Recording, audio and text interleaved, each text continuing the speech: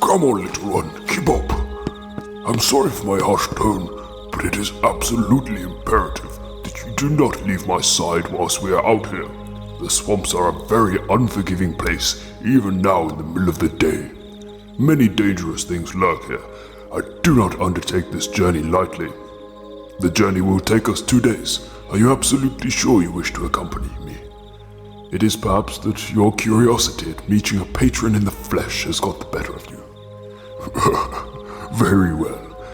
Then I feel it necessary to inform you of the true purpose for which I undertake this journey. I mentioned before that I am indeed one of an ever-dwindling populace of elves scattered across this land. I have not seen nor heard of another throughout these parts for many a year, so I must seek out this elf, as I am sure he will seek me out once word of my presence gets back to him from our orc friend, so as to gauge if he is friend or foe. The life of us elves, I'm afraid, is a lonely one. Ever since I can remember, I've known to fear other elves. I know not exactly why, but I have uncovered a fraction of the truth which I believe sheds light on why I, as well as my brothers and sisters, share an intrinsic wariness of one another. A wariness that, in some, has grown to paranoia, causing them to hunt down their own species.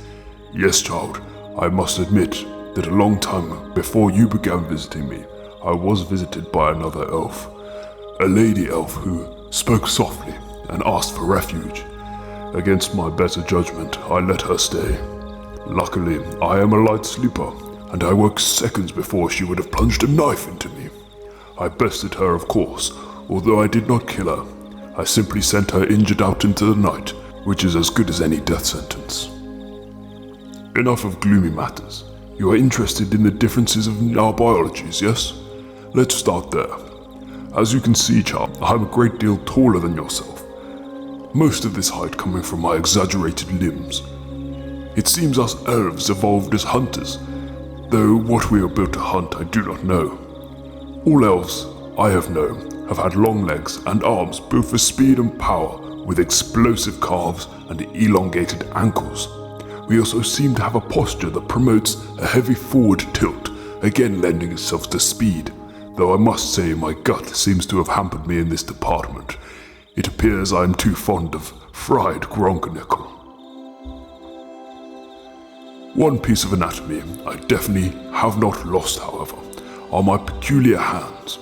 You see, most creatures such as yourself only possess 5 or fewer digits on a given limb, whereas I am the owner of 6 lovely digits per limb.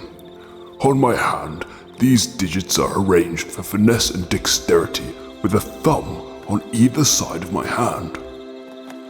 Our greatest adaptation, however, in my humble opinion, is a special organ I believe only to be possessed by elven kind naturally. It is located somewhere in the larynx, which allows us to infuse our words with memoriam. Oh right, I haven't actually fully explained that yet, have I? Well, for now, you should think of it as a tangible power born of memories, legends, and folklore, and by manipulating it in different ways, you can create different effects.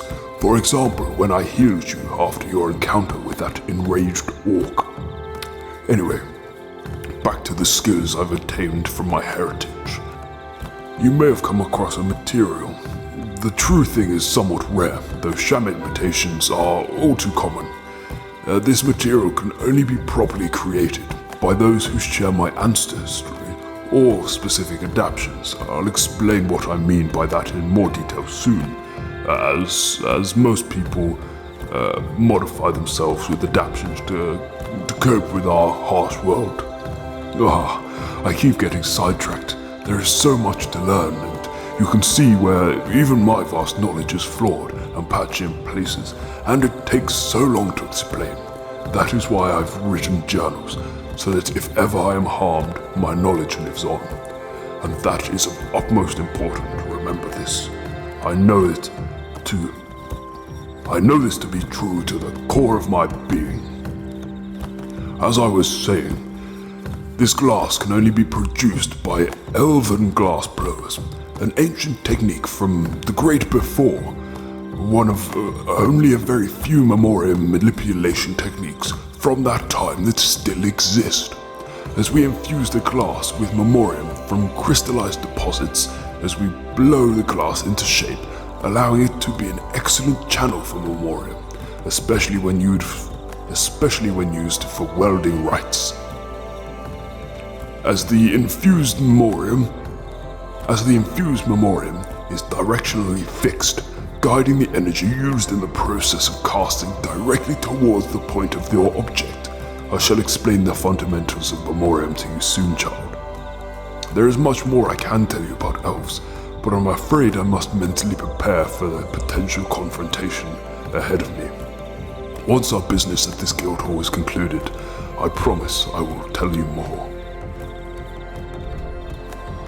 Thank you for watching, everyone. I hope you enjoyed the video, and I would quickly like to ask you to comment down below what sort of thing you'd like to see more from the YouTube channel and guild halls. More on races, for example the humans, what happened to the humans, more about the patrons that have been mentioned, or if you'd like us to start delving into the magic system that, again, I've mentioned a lot in this video. Again, thank you for watching, and if you wouldn't mind commenting down below what you would like to see from us. I hope you have a great day. Thank you.